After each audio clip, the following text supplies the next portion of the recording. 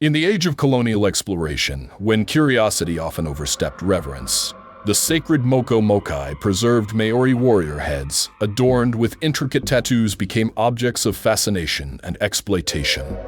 These heads, meant to honor the lives and lineage of great warriors, were removed from their homeland and scattered across the world. As they left the land of their ancestors, so too did they carry with them whispers of unrest, manifesting as chilling tales that blurred the line between legend and reality. At the British Museum, where several Moko Mokai were housed during the early 20th century, the staff began to notice peculiar happenings. Lights in storage rooms would flicker inexplicably, plunging curators into uneasy darkness. Security guards whispered among themselves about faint chanting that seemed to emanate from nowhere, echoing through the halls late at night. Some spoke of an oppressive atmosphere that grew heavier near the heads, as though unseen eyes were fixed upon them. Over time, the museum decided to remove these artifacts from public view, initiating steps to return them to their homeland.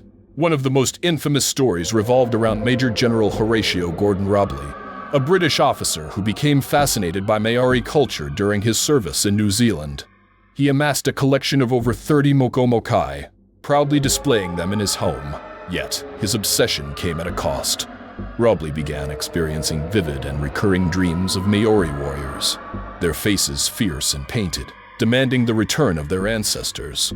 The dreams grew so intense that Robley often woke in a cold sweat, convinced that shadowy figures lurked in his home. His growing paranoia haunted him until his death, and his collection, scattered after his passing, remained a source of unease for those who possessed the heads. In the late 20th century, as the world began to recognize the importance of returning indigenous artifacts, efforts were made to repatriate the Moko Mokai. At Te Papa Tongarewa, New Zealand's National Museum, staff handling the heads reported eerie phenomena. Lights flickered unexpectedly, doors slammed without warning, and some claimed to hear soft whispers in a language they couldn't understand. A curator described feeling an overwhelming sense of sorrow while working with one particular head, as though its history weighed heavily on her soul. It wasn't until Maori elders performed traditional rituals to honor the spirits of the Moko Mokai that the unsettling occurrences ceased, leaving a profound sense of peace in their wake.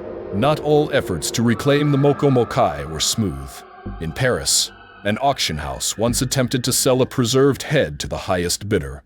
The sale sparked outrage among Maori representatives who demanded its immediate return.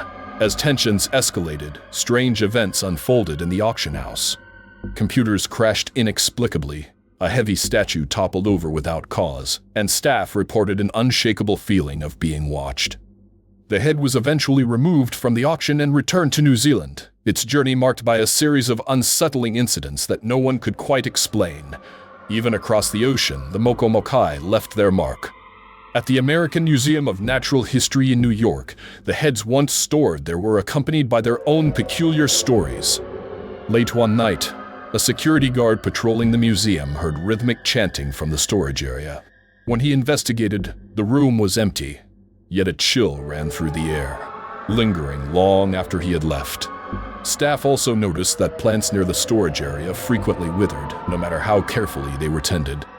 Eventually, the heads were returned to New Zealand, their departure marked by a sense of relief among those who had cared for them. These stories, woven from real events and accounts, tell of the spiritual weight carried by the Moko Mokai.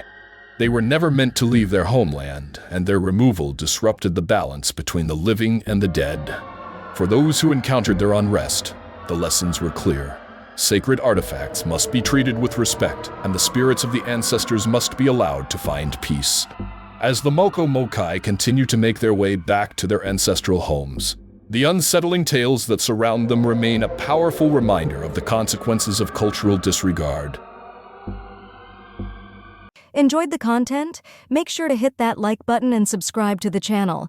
Your support helps us bring more awesome videos your way. Don't forget to click the bell icon to stay updated with all our latest uploads. Thanks for watching.